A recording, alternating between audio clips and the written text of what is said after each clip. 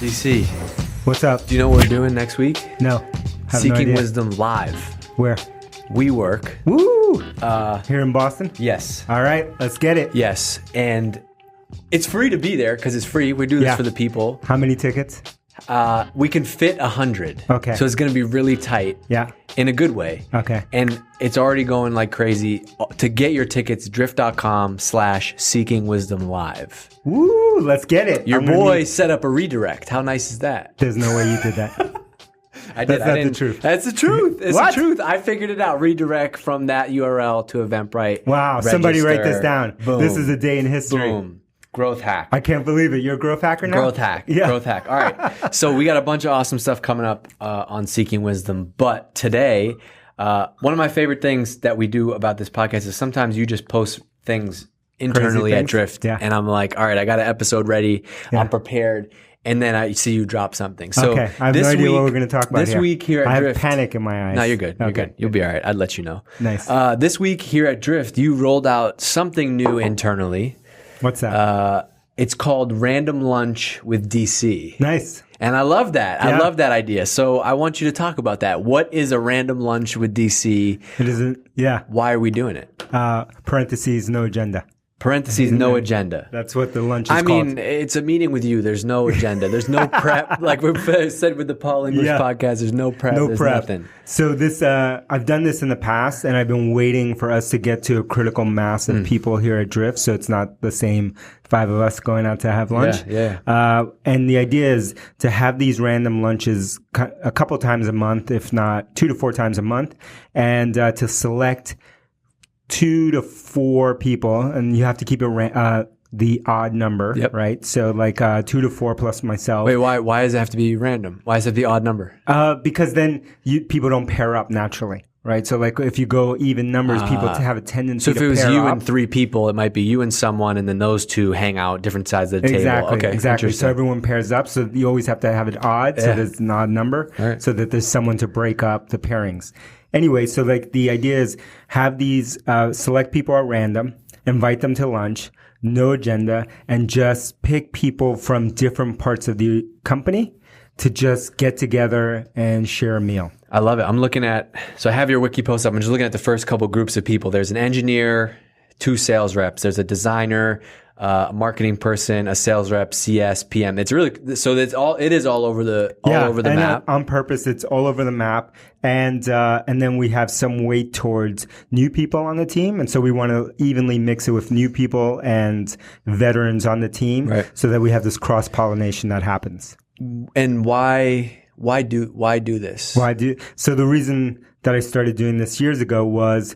One, so I can get to know people, right, as the team gets larger. So my own selfish reason. But 2, really to start keep communication walls from building up and have them happen, right, in this natural format. And I found like even in the interview process or any other kind of process, like if you do it over meals, the defenses come down. People are a lot more natural than if you were just to gather, hey, let's have 5 people come into a room. We're going to sit in this room right now. Right. No agenda. We're just going to sit here and talk. It's like something happens when that door shuts and you're like, Yeah. all right, so what are we here talking about? Yeah.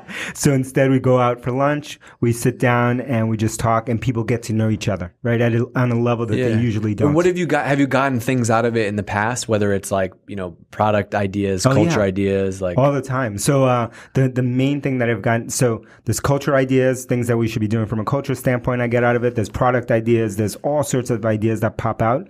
But one of the most important things that you're able to find out during that is communication breakdown points and choke points in the company. So someone might bring up that they don't know what a certain team is doing or a certain initiative, or they can't get this done because they have a roadblock in their way, just as a natural course of conversation. And that's where you find that out and you zero in. I love this because there's a lot of seeking wisdom in everything that we do. But you said, success for me is simple. If people get to know each other better than they did before, they'll be more likely to communicate well with each other. And here's why this is important. Most problems that will come up at Drift will be due to people not communicating well with each other. Let's fight the tendency for those walls between teams to be erected. #HowWeWin. That's it. That's how we win. That's the realness of it, though, right? Like every problem in business stems from people and communication problems. And so this is a way to break this down. And so I'll keep doing this series of random lunches with DC forever from now on, now that we're at a good size.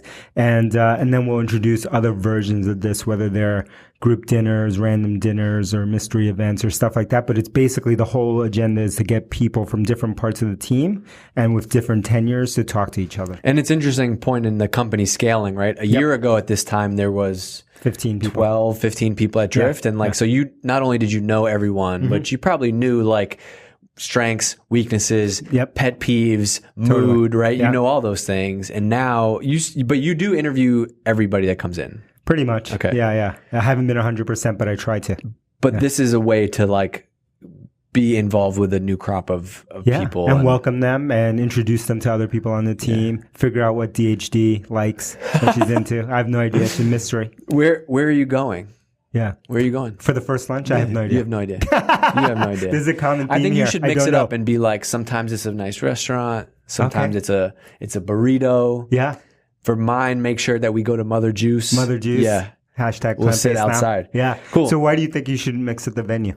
Just to do something different. I think put everybody in a different position. Okay. One thing that in the past at a company I worked at, every new hire lunch, you'd go to the Cheesecake Factory with your manager, right? Geez. And you'd sit right there. You know it because you're laughing because you've gone there. You took people there too. No, I didn't. That was the only place to go. I had a different you went spot. to Bambara. Yeah. I had a spot in the back. You had the guy. I had the warm cookie. Yeah. The warm cookie. No one is better than the warm cookie. Yeah. So I would go to Bambara, this restaurant in Cambridge, before Drift, and we would have this group kind of lunch there all the time, right? So every week I was there. Another thing related to this that I like that we did in the past was a month after I started, I had lunch with Volpe. Who wasn't my direct boss. It was like the skip level thing. Yeah. He was like, as CMO, I'm going to take every new hire out to lunch. And I was like, that was one-on-one? That was one-on-one. Okay, cool. And I was kind of nervous, not that I was intimidated by him, but I was like, what the hell are we going to talk about for an hour? Is this going to be about marketing? And it was really interesting. It wasn't about work at all. Yeah. It was all about, that was his way of drilling in on culture. Yes. And so as a debrief to see how the interview process went. Yeah. So his number one question was, are we the company you thought we were? Wow. Is the team as good as you thought they were? Yeah. What's different from the outside now that you've been in here for a month? And I thought those are really interesting. That's awesome. Interesting questions to dig into. Yeah. I mean, what did you think? What was your perception of Drift coming in? Yeah. And what is it now? Totally. 30 days, 60 days in. That's funny. I was just going to say that, what I've noticed on these random lunches is that I try to keep a non-work topic, but but at the end of the day, everyone's going to regress back and talk about something at work. Of course. So that comes up, even though I'm trying to steer it outside of work. Yeah. Right? But it's all going to come up in a good way. All right. So that's random lunch with DC. I think one day we're going to have to do a random lunch with DC with Seeking Wisdom. Imagine that. Listeners. Let's do it. Yeah. Let's do that. Yeah. Let's figure it out. So instead of random lunch with DC, you can come to WeWork for those people in Boston. When we emailed this thing out, by the way, the amount of people that emailed us and said, when's Seeking Wisdom live in San Francisco? It was like, it's coming. Crazy. We are going to be out there 2 weeks. 2 weeks. The week of the 14th. We'll be in San Francisco. We're going to be out in San Francisco. The lineup of people that we got coming on this podcast. Redunculous. All right, let's do it. Don't forget to leave your 6-star rating for Seeking Wisdom. Break it. If it breaks, if it's broke, then put in 5 stars. And leave that rating. Ask why Amy is so damn tan. Right in there. And then ask DHD what's going on. Wait, question for you. Right before this podcast, I showed you where we're at for the attendee count for Hypergrowth. Correct. Would it make you a little nervous if you didn't have your ticket yet? I'd be nervous if I didn't have a ticket. Yeah. It's getting down to the edge right now. It's getting tight. It's getting tight. Maybe you might be on the outside, or you might be way up in the back in the balcony. Those tickets are almost gone. Yeah. So go to get a ticket. Have the promo code Seeking Wisdom. We've got your back. We're almost out of tickets. Be there. Hang with us. Meet the legends that are Amy and DHD in person. Autographs. And autographs will be had. See ya.